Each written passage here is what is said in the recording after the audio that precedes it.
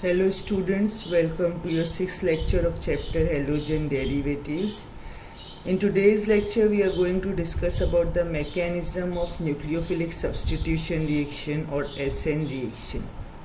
In a previous lecture we have discussed in detail the different nucleophilic substitution reaction of alkyl halide. In today's lecture we will discuss about the mechanism of such reaction. What is mean by mechanism? Mechanism is a detailed description of how actually the reaction takes place. That is how actually the reactant gets converted into the product.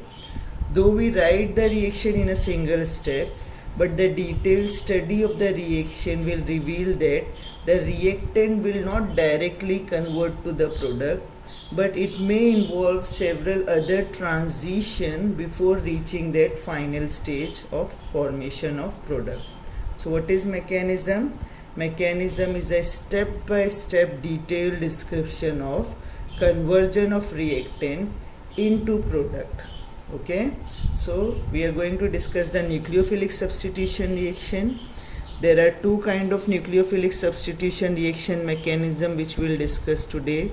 Let us first discuss SN2 mechanism. What is SN2? SN2 means bimolecular nucleophilic substitution. As substitution and nucleophilic for two, it means bimolecular or second order. It means that the rate of reaction of such reaction is found to be proportional to the concentration of both the species involved in the reaction. First, let us consider a reaction. Here I have shown the reaction of methyl bromide with aqueous alkali, resulting in the formation of alcohol and salt. We can also write this reaction in ionic form.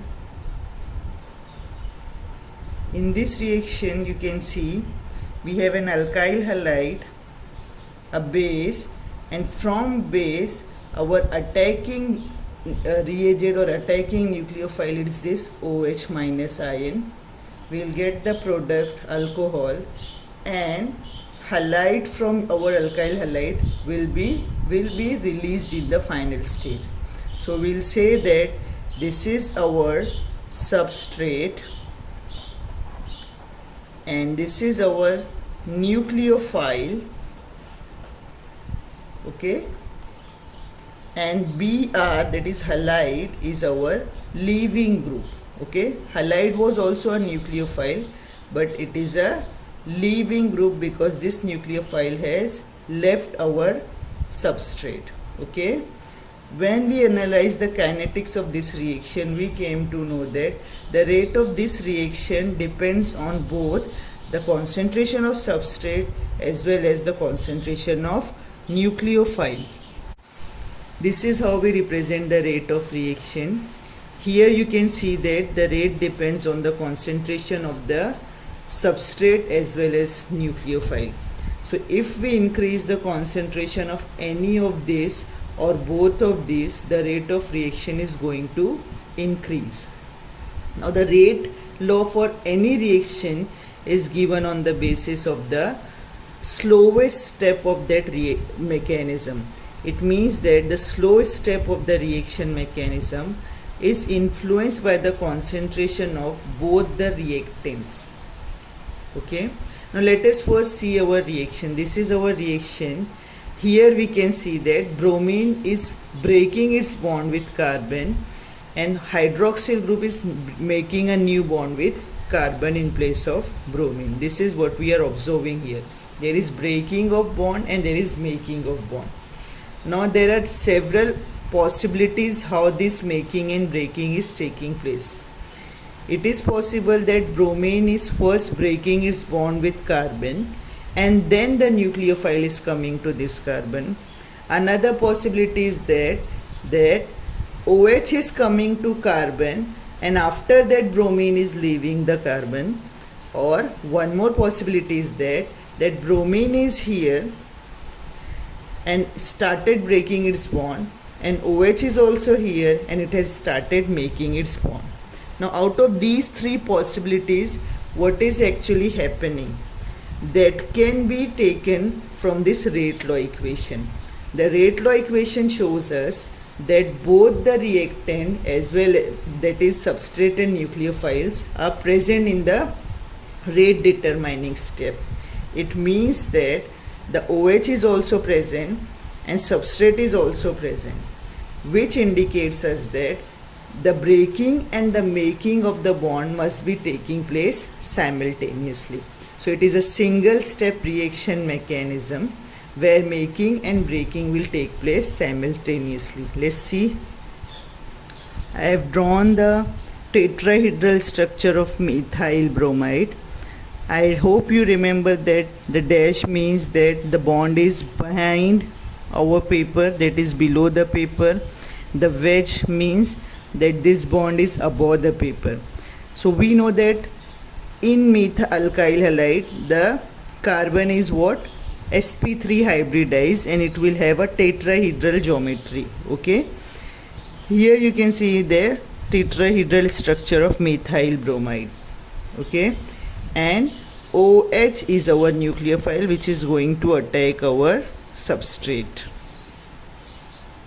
Now how it is going to attack our substrate? Okay, if OH comes from the same side where the bromine is, it will feel an electrostatic repulsion, because OH is also a nucleophile, that is electron rich species, and bromine will also is a electron rich species. Okay, so they are going to feel what? Hindrance, electrostatic repulsion. So what OH will prefer? OH will prefer to attack the carbon from the back side. Okay, now the OH will come from here, which is almost 180 degree away from your bromine. Okay, when it will attack from the back side, what will happen? The carbon will start breaking its bonds with bromine, and it will start making it a new bond with a new nucleophile OH. So now you can see a pentavalent stage or pentavalent carbon is there, which is having a partial formation and partial cleavage of bond. So bromide will get the partial negative charge and hydroxyl will get the partial negative charge. Okay, they will share the partial negative charges. Okay, and this is a pentavalent stage. At this stage the energy of this substrate will be very high, and we'll say that this is the transition state. This is not an intermediate, remember, this is what? A transition state. What is transition state? A highly activated or high energy stage that comes during the reaction. Okay, so this is a transition state where we can observe a penta coordinated carbon atom. And after this what will happen? The bromide will leave. Okay, it will leave as a bromide ion. It means the bonding pair is of electron is taken by it. Okay, and OH will get attached to our carbon. Okay, and you will get alcohol as your product. Now you can see here, look here, the purpose of showing you the backside attack was to show you that the configuration of your alkyl halide is been inverted. Okay, now the initially the your nucleophile was attached here on this side, but now the nucleophile is attached to this side. Now the configuration of your molecule, your substrate, is inverted, and this inversion is complete inversion, 180 degree inversion. Such kind of inversion is known as Walden inversion. So the configuration is what? Inverted, and it has undergone Walden inversion, that is complete inversion. Now what is how it is inverted? Now assume that this was the umbrella and this was the handle of umbrella. Bromine was the handle of umbrella. Okay, and a strong wind has come and what happened? Now here your nucleophile has come here, and nucleophile was the handle.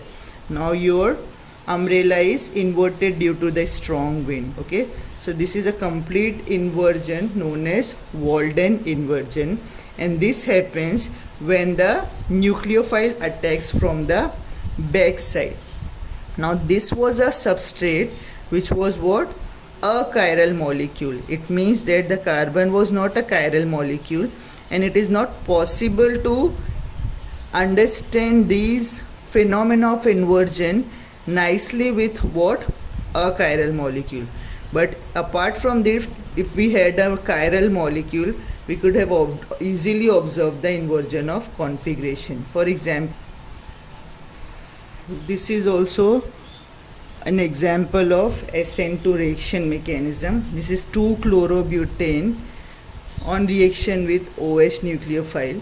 The OH will prefer to attack from the back side due to avoid the electrostatic repulsion with halide, as well as to avoid the steric hindrance due to the bulkier groups that are attached to your carbon atom. Okay, so there are two kind of hindrances which nucleophile has to face. One is electrostatic hindrance with the nucleophile which is already there in the substrate, and the other is the bulkier group or the groups that are attached to your carbon, and that will cause what? Steric hindrance due to the sizes of this group. Okay, now here the OH will attack from the back side to avoid both the type of hindrances, that is steric as well as electrostatic hindrances, and the configuration of the substrate will get inverted.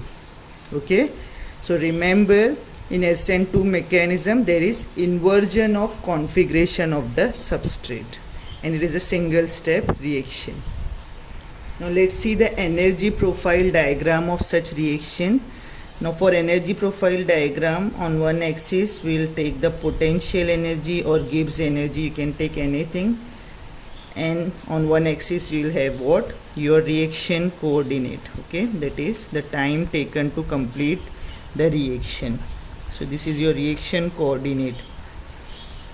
Okay, what happens here? Initially the reactants were having some minimum potential energy, but when it undergoes a reaction, the energy starts rising and it reaches a maximum peak when it reaches the transition state, and after going through the transition state, again the energy will start coming down and will reach some certain minimum value when the product is formed. So remember, the number of peak in the energy profile diagram will be equal to the number of transition state that are present in your reaction mechanism. In SN2 mechanism there was only one transition state, therefore in our energy profile diagram there will be only one peak. Okay, and when will this peak form? When the transition state is reached. Okay, so initially the reactants were there which have undergone the changes and formed the product. Okay, now I have shown the product little bit lower, the energy of the product little bit lower than the reactant. It does not mean that it is always like that. The energy of the product could have been higher than the reactant also. Okay, so it will not make any difference whether you draw it little bit lower or higher than the energy of the reactant. Okay, but if you draw it little bit lower and higher, what you should understand that if the energy of the product is lower than the reactant, it means that energy has decreased and energy has been given out, and the reaction is exothermic in nature, that is heat releasing. If the energy of product was have been higher, somewhere here, the reaction would have been endothermic, that is heat consuming. Okay, and this is your energy of activation required for the conversion of reactant into the product. Okay, only those reactant molecules that have the energy equivalent to this much amount of energy can undergo the transition and form the product. Okay, So this is how we represent. What was this? This was energy profile diagram. It was energy profile for SN2 mechanism. Okay. Now, what are the important points which you should remember while discussing the SN2 mechanism? The first thing you should remember is that the reaction is of second order or bimolecular. Okay, it means that rate depends on both the substrate as well as nucleophile. It means you should be able to write the kinetics of that reaction and should show the kinetics by showing the rate law. Okay, then you should write what the one single step reaction, that is the transition, the reaction that involved the transition state. So write the reaction and plus the reaction with transition state. Okay, reaction with transition state, you should write it, and you should also explain it with the help of energy profile diagram. Okay, and you should remember that the nucleophile attacks from the back side. There is backside attack of nucleophile, and due to this what happens, there is inversion of configuration. These are the key points which you should remember while presenting the SN2 mechanism.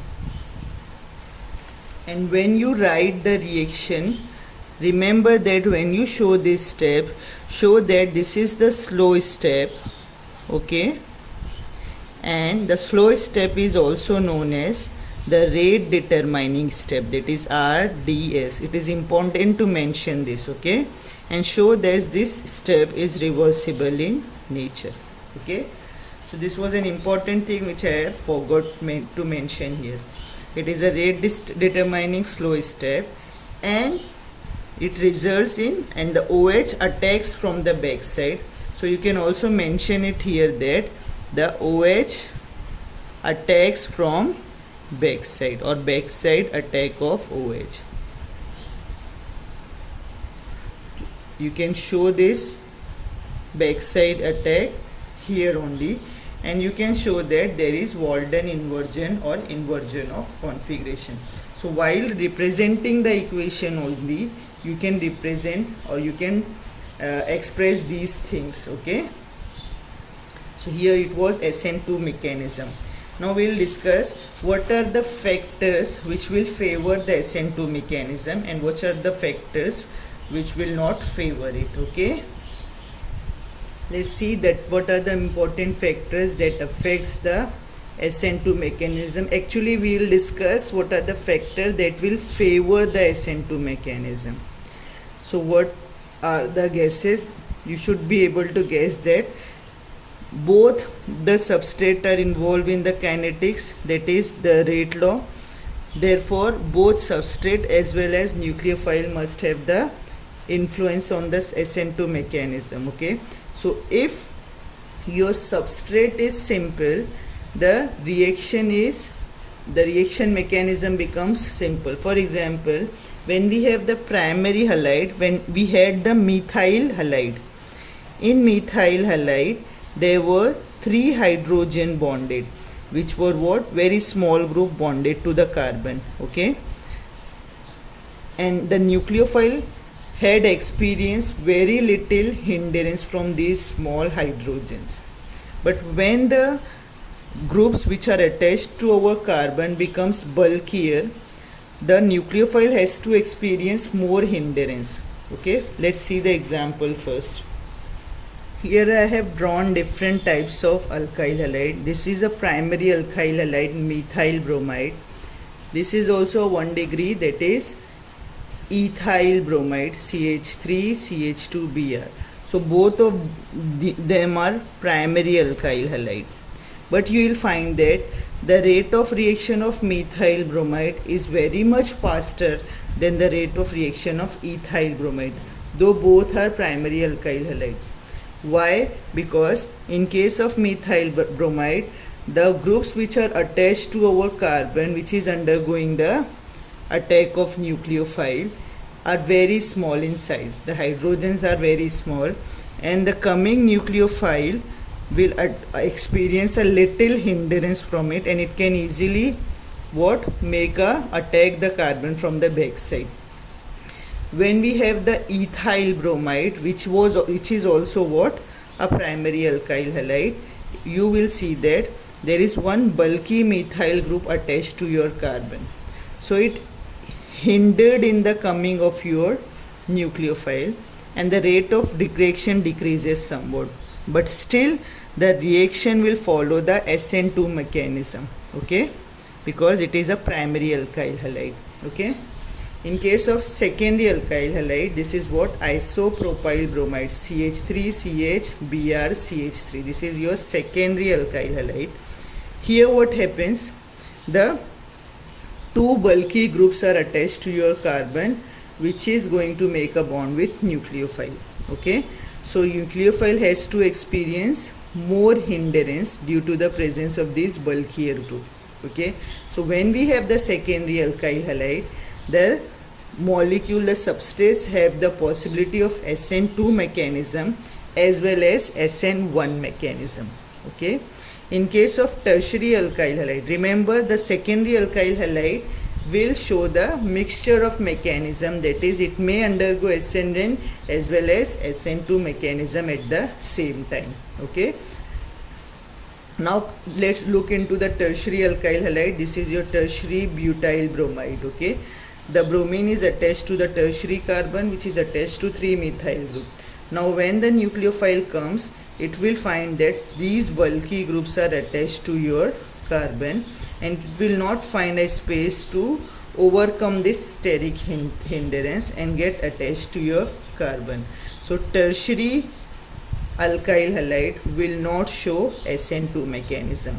So SN2 mechanism is possible in favored by the primary alkyl halide, and its strength is decreases when we move from primary to secondary to tertiary. Okay, so you can write it as that the primary alkyl halide will show the or will favor most for the SN2 mechanism, and then the secondary alkyl halide, and least that in tertiary alkyl halide we are not going to find the SN2 mechanism. Okay, SN2 mechanism will not be shown by tertiary alkyl halide.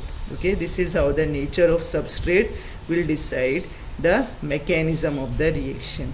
Next is nucleophilicity of the nucleophile. Now what is nucleophilicity? Nucleophilicity is the strength of the electron releasing tendency of the coming nucleophile.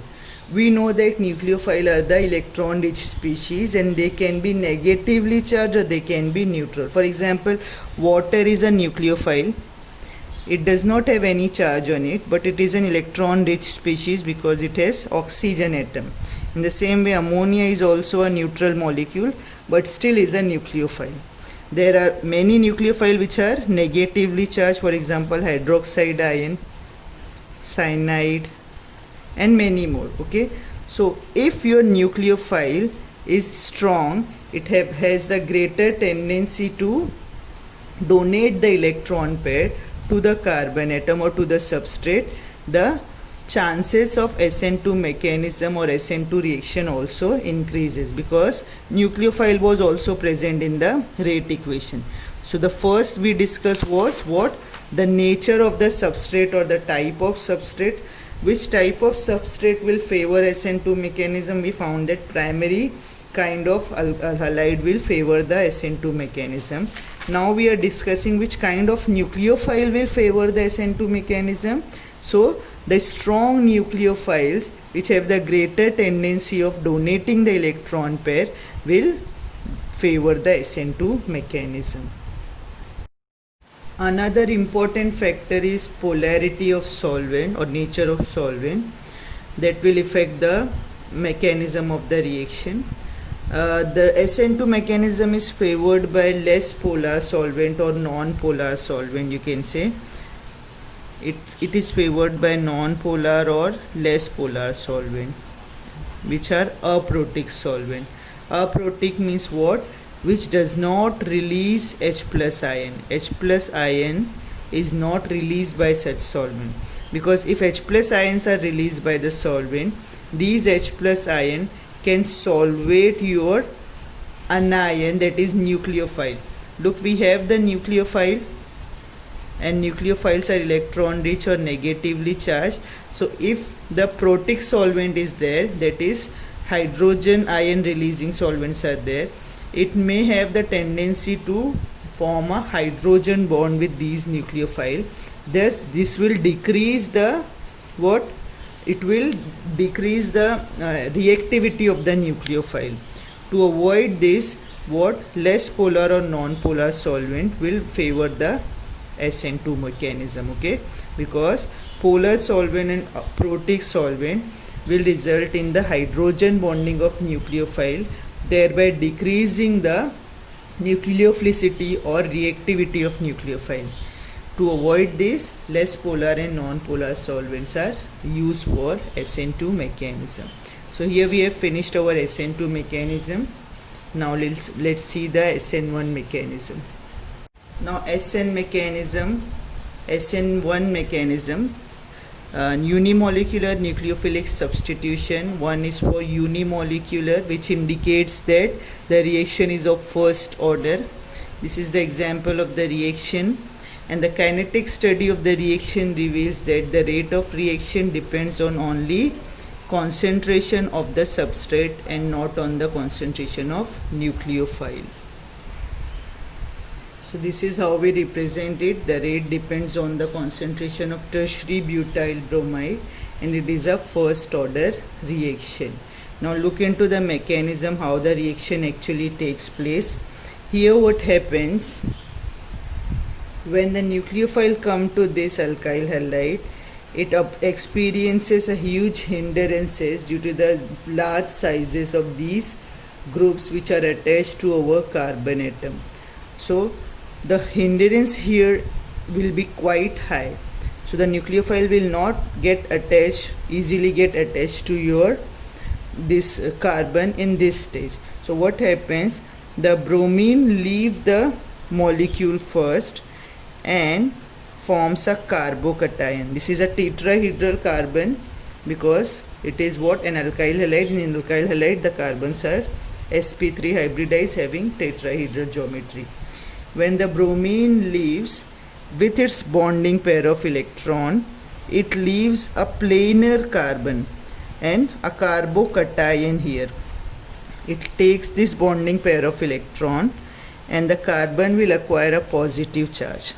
The positively charged carbocation are sp2 hybridized and they have the planar geometry. It means that all these groups are on the same plane, that is, I have drawn it on the plane of paper, so they are on the same plane. Nothing is coming out or going below the paper, okay? So formation of carbocation is the first step of this reaction mechanism. And bromide is our leaving group which goes with the electron pair. This is the slowest step, as well as it is slow step, therefore it is a rate determining step. It is important to mention these two things on the arrow, okay? So first step, what happens, the substrate is broken down and a carbocation is formed, okay? Bromine or the leaving reagent leaves with the bonding pair of electron. It is a slow and rate determining step. In the next step we have what? A planar carbocation. Now all these carbon groups are on the same plane. Now OH can come to this carbon from above or from below, okay, because all these bulkier groups are one side. So backside attack is also possible as well as front side attack is also possible. The repulsion or the hindrance will be same from both the sides. So we can say that there is 50% chances from the backside attack and 50% chance of front side attack. So both the possibilities are there. So we can write the product as into two ways. We can show that the attack is, the nucleophile may attack from front side or front side attack of nucleophile, or it may attack from back side. Okay, when there is front side attack of the nucleophile, what will happen? The nucleophile will occupy the same position of the old nucleophile. The coming nucleophile will get attached to the carbon at the same position where there was the old nucleophile, like this. Okay, this is how the front side attack will result in the formation of product. When the attack is from back side, what will happen? The nucleophile will get what? Inverted configuration. Now there will be inversion of configuration. Okay, so the nucleophile will have this position opposite to that of the previous one. Okay, so there is inversion of configuration, and in this configuration, look, the nucleophile has retained its old position, and this will be termed as retention of configuration. So we'll observe what? 50% retention of configuration and 50% inversion of configuration. Understood? And you will get the product. Now here what will happen? When this will be happening, when the formation of carbocation will be formed, the energy of the substrate will increase, and we'll say that this is the first transition state, and when the nucleophile attacks our carbocation, that would be the second maximum energy state, and we'll get the second transition state. Okay, so in case of the SN1 mechanism, there will be two transition state, and the reaction will take place in two steps. In the first step, there will be formation of carbocation. In the second step, there will be attack of nucleophile on the carbocationic species. Now remember, the carbocations are sp2 hybridized and have the planar geometry, because of which the nucleophile may attack from the back side as well as from the front side, and these front and back side proximity would be of 50-50%, because of which what happens, the configuration of the resulting product would be contain inversion of configuration as well as retention of configuration. Okay, now due to this inversion and retention of configuration, the final product would be a racemic mixture. We have studied racemization and racemic mixture when we have discussed the optical activity. It means that about 50% of this, look, these two are mirror images of each other. Though it is not a chiral molecule, but it is more correct to describe this phenomena when we take the chiral molecule for explaining this. But still you should understand that due to when the reaction follows the SN1 mechanism, there is 50% retention of the old configuration and 50% inversion of the configuration, because of which what happens, the product form is a racemic mixture, that is racemization take place. What is racemization?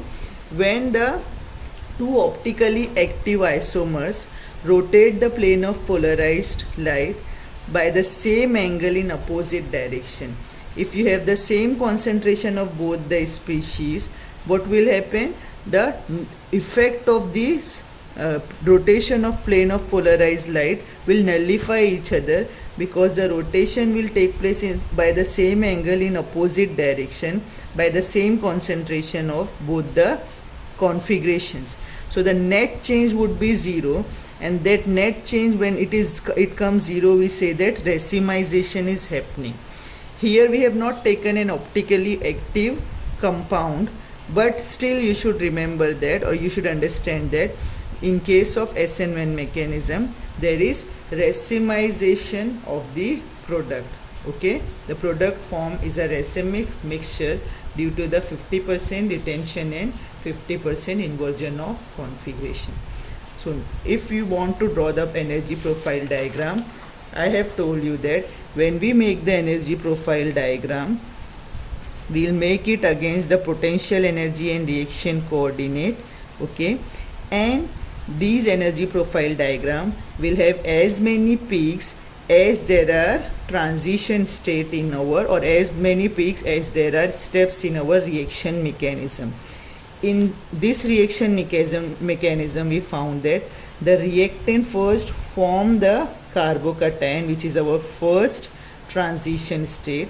Then the energy of the carbocation is lowered, and when this carbocation is attacked by the nucleophile, another transition state come and the energy again raise, and after the attack of nucleophile the energy may go down and the formation of product will take place. Okay, so we have the reactant and we have how many transition state? We have two transition state 1 and transition state 2. Okay, what is our transition state 1? It is formation of carbocation. Okay, and what is transition state 2? Is your second step, which is attack of nucleophile. When this happens, the energy will then start going down and we'll get our product.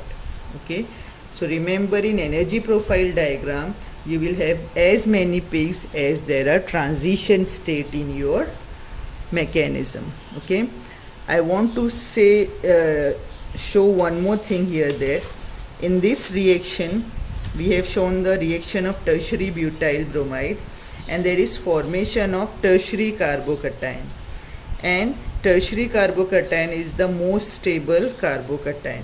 Okay, so most stable carbocation has formed in our first step only, but there may be a chance that sometime tertiary carbocation is not formed as our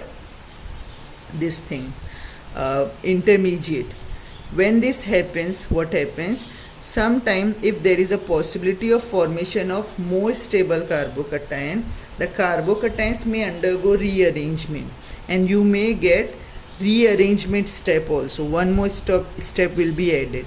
Okay, so the transition state will increase, and in place of 2 peaks you will have 3 peaks. In your textbook they have mentioned only formation of carbocation, and they have given the simplest example for the formation of tertiary carbocation. Okay, so if you don't want to go in that detail, you leave it, and if you want to study it, you may study it from other references. Okay, now here what we have done: unimolecular nucleophilic substitution reaction, then the kinetic of it, and the mechanism that involve what? A slow rate determining step for the formation of carbocation, and then the fast step. This is your fast step. Okay, which is attack of nucleophile from the front side as well as from the back side, resulting in the formation of the product with 50% retention and 50% inversion of configuration. Now let's discuss the factors that will influence the SN1 mechanism. We'll consider the same 3 factors which we have discussed for the SN2 mechanism. Nature of substrate. Here look, we have taken what? Tertiary alkyl halide as our substrate. Why we have taken tertiary alkyl halide? Because the reaction mechanism involves the formation of carbocation, and it has been found that tertiary carbocation are most stable, and then the secondary, and then the least stable is primary carbocation. Okay, so since the formation of carbocation is an important step in the reaction mechanism, and we know that tertiary carbocation are highly stable, therefore tertiary alkyl halide are the favored substrate which favor the for SN1 mechanism route. Okay, then comes the secondary alkyl halide and primary alkyl halide. They generally show SN2 mechanism. So secondary alkyl halide have the tendency to show SN1 as well as SN2 mechanism, but tertiary alkyl halide will show which mechanism? SN1 mechanism, because tertiary alkyl halide will form the most stable tertiary carbocation. Okay, then the nucleophilicity of nucleophile.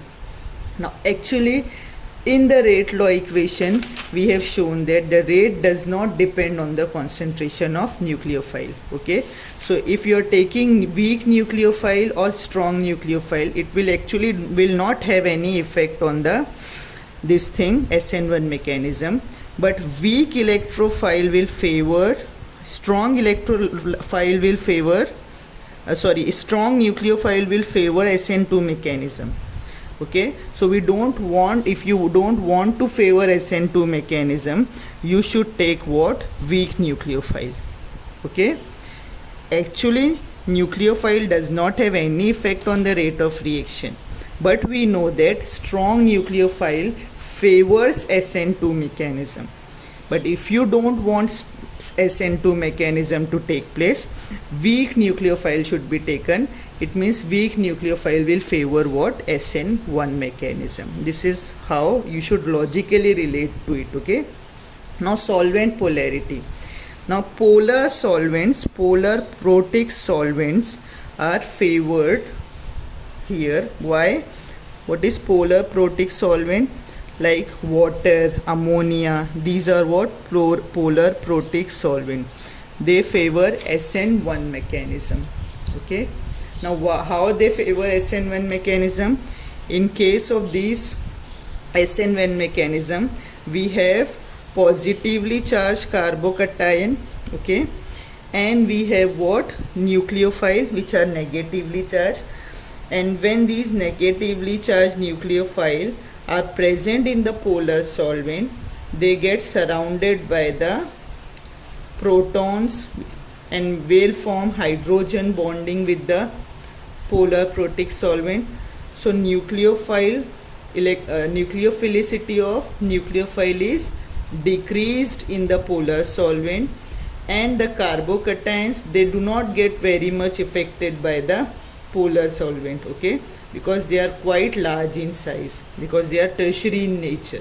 So tertiary carbocation are bigger in size, and the polar protic solvent are not able to solvate this polar protic solvent. It means it is not forming any kind of bonding with the ions of your solvent. Okay, so you just remember that polar protic solvent favors the SN1 mechanism. These three are the important points. Okay, so today we'll finish here only. In next lecture we'll do some examples for identifying whether the following reaction or the following substrates will go for SN1 mechanism or SN2 mechanism. Today let's finish here. Okay, Allah Hafiz.